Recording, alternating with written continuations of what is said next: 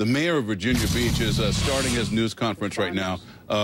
Let's listen. This is bravery and heroic acts have gone far to help reduce the impact of today's crash and tragedy.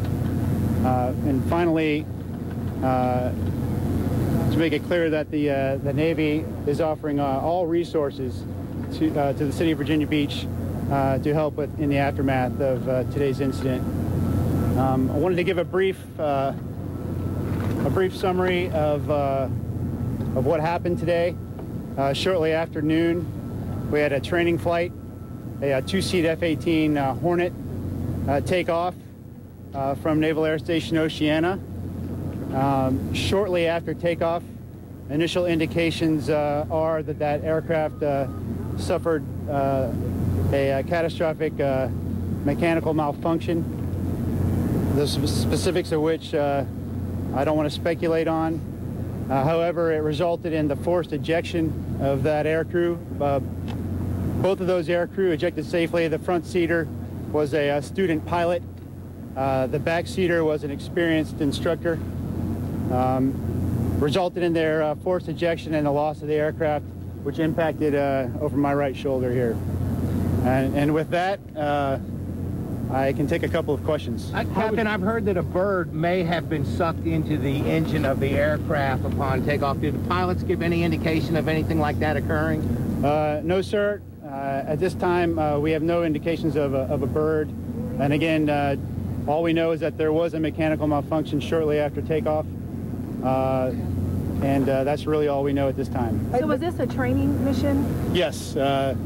Most of the flying that we do here at Naval Air Station Oceana is directly related to the training and in preparation for the efforts that we do out in the fleet. There are reports from eyewitnesses that they saw jet fuel coming from the plane. Was that designed? Did they let go of jet fuel early in order to prevent the fire from being bigger when the plane crashed? No. The indication of that jet fuel is one of the eyewitness accounts that we heard as well, and that's one of those indications that there was a mechanical malfunction that's leading us down that road. Again, that's initial assessment. There will be a full investigation, as always, as there is in any aircraft mishap, and we will very thoroughly determine what happened today. How was the crew? The crew is doing well. They suffered some minor injuries, and the latest report is that they're up and about and both coherent and doing well. Are they local? They do both live here in Virginia Beach. Is this the first crash locally involving an FA-18 aircraft? It's the, I'm not fully prepared to answer that. It's the only one in recent history. Can you in the local area over land. Can you define student pilot? When you say student pilot, what kind of training? The squadron that was involved was Strike Fighter Squadron 106. They're one of the Navy's 3 fleet replacement squadrons. This is where the Navy teaches our F-18 pilots essentially for the very first time in the fleet representative aircraft. So their syllabus goes everywhere from basic flying to advanced tactics. You guys train very much for a scenario like this, and you do it with Virginia Beach first responders quite a bit. You had an exercise recently. Certainly a lot of that must have come into play today and helped out here. Certainly, in fact, some month and a half ago, we had a full Virginia Beach Fire Department company in service in coordination with our military DOD assets here in the area, and we ran every company through how we would operate in this sort of incident, and obviously that training has paid off for us. Chief Cover, how far have your firefighters been able to get into the damaged building? We have been, we've made access into every building for primary search, we call it. We are now making sure that we've mitigated the debris field as best we can, and we're going to do a secondary search operation from there. Obviously, first priority was fire control. Had some 40 units burning, and got that fire under control in roughly an hour. Are you reasonably confident at this point that there are no fatalities in this incident? We have none reported to us that we're aware of at this point. Any people missing? Have any missing persons reported? Certainly with the number of occupants in this size of a complex, there are people that we're still trying to track down. The fuel, the fire, the wind, what was the biggest challenge to firefighters today? Obviously fire spread in exposed buildings. You said 40 units damaged? Correct. There's been anecdotal complaints that perhaps maybe these planes are flying too close to civilian areas. How would you respond to some of the folks that have been concerned about that? I would not comment on that. Today's focus really is to talk about the events of the mishap today, and again to express the gratitude of the Navy and the continued cooperation between the United States Navy and the City of Virginia Beach to keep something like this from happening again in the future. Are you aware of Mayor Will Sessom, your view on that, because I know you've worked a lot with the Navy here recently to try to prevent encroachment upon the facility there. Right. What is your assessment right now of the proximity of all this population, businesses, and residents to the air base? Well, the Navy has always been a tremendous part of our city, and it's a vital part of our city, and that is going to continue. To sit back and see how the Navy and the city have worked together through this tragic situation is very, very impressive. I pray now, what I'm thinking about now is we don't find any more victims. So far, we've been very lucky, but we got to go through a few more buildings, as the chief said, and that's what's on my mind right now. And there are private citizens of Virginia Beach who stepped up, actually helped effect the rescue of the pilots. Let me say to you, if out of all bad comes some good, and never have I ever been so proud of our police, fire, EMS, the Navy, the state, the citizens of Virginia Beach out here helping move fire hoses. That shows you the quality of people in this city and that they really care and they're helping each other, and for that I'm most grateful. Chief, can you give us any idea on what an air crew in this circumstance is trained to do, steer to ocean? What are they trained to do in a malfunction like that? We do go through extensive emergency procedure training, and it certainly is part of a continuum that it goes on throughout our entire career. In the case of catastrophic malfunctions, we do have emergency procedures. There's no indication that the air crew were able to do anything other than have a forced ejection today. And again, that'll be part of the full investigation that goes on both from the safety and the legal realm from today's mishap. Are you aware of how many times the student pilot had actually been in the air? Yeah, we have one more question. Are you aware of how many times the student pilot had actually been in the air? I am not. However, the instructor was extremely experienced. Chief, as an experienced first responder, you just had a jet fighter crash into an apartment complex, and so far you still don't have final word, but obviously no casualties, fatalities. What are your thoughts on that? I think we're truly blessed by that. I think, in fact, of folks doing the right thing before our assets got here, and we hope they will continue to do the right thing. If they find pieces of the aircraft, we would ask that they not touch them, that they would call our 311 line here in the city. We'll partner with our naval partners, and we'll make sure that gets rectified. We would like people to stay away from the area, if at all possible, and if anybody has residents that live in these Mayfair apartments, we would ask that you certainly call that 311 number as well, so we could help track those folks down. Well, some people are wondering, we really need to get back at Chief Culver.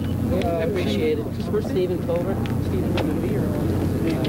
So that's the latest. All right, just a couple of new items. So there you go, a news conference in Virginia Beach giving us just a bit of new information.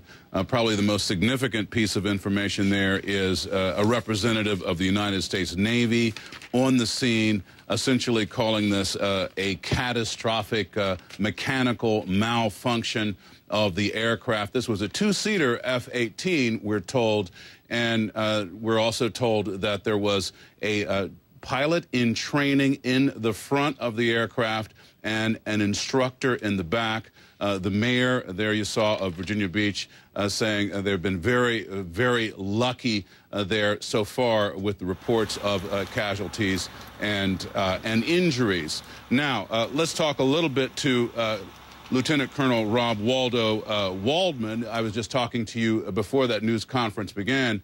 They're describing this as a catastrophic malfunction. That much seems clear. What did you take away from this news conference? Well, I definitely took away the community and the training. I mean, in a situation like this, obviously the pilots have got to react to avoid as much damage and as much possibility of a casualty. When the accident happens, you're low altitude, the first thing you do in your training is you turn that altitude or that airspeed into altitude. And you maintain the aircraft control, you analyze the situation, you take proper action, and then you land as soon as conditions permit. Now, in this situation, they didn't have a landing strip to land on, so they had to make a choice, either stay with the plane or eject. And as we're trained, we have to eject in the area that will minimize casualties. And as they said, it's a very, very populated area. I am sure the pilots were very, very confident that they were putting it down in the best area where it would minimize any extra casualties. If they could have taken it out into the ocean, they would have. But quick actions, I guarantee, save lives. And it's great just to watch the community come together, as the mayor said, be a bunch of great wingmen and serve without having to be in uniform, obviously. Now, this was a training flight. They've admitted that. And as I just reported, we had the training pilot in the front, the instructor in the back. Describe for our viewers how typical that is with a new pilot learning how to fly. It's very, very typical. Now, mind you, the folks that are flying in the plane, there's a very experienced instructor pilot in the back and a student in the front. They already have their wings. They're already qualified to fly. Now, oftentimes, they're getting checked out in that particular aircraft, getting what we call MR, mission ready. Now, before they even step into the plane, they've gone into simulators, they've practiced it on the ground, they've rehearsed it in their mind over and over again. The instructor pilot has questioned and challenged that individual. And if they aren't ready on the ground, they don't fly. So ultimately, because this was a student, that individual in the back, the man or woman that was the commander of that aircraft, had to make decisions. They make split-second decisions, they follow through, and they react just as they trained on the ground. In that kind of a scenario, does the instructor pilot have the power to take over control of the plane if, say, the student pilot is doing something wrong? Absolutely. They are trained, and that discipline, that in-flight discipline, is critical. And if that student doesn't follow those procedures and have the discipline, they don't make it through the program. So these are pre-qualifications before you step into that jet. And as an instructor, in particular during very dangerous situations on takeoff and landing, when you're close to the ground, when split-second decisions need to happen very fast because the ground will kill you, obviously, the training has to be very, very, very strict and complied with at all times. Now, obviously, we'd be speculating just a bit, but I do have to ask you, given what we know about this and also the fact that there was a flames seen coming out of the right side of the plane, how likely is it, based on what we know, that this was operator error?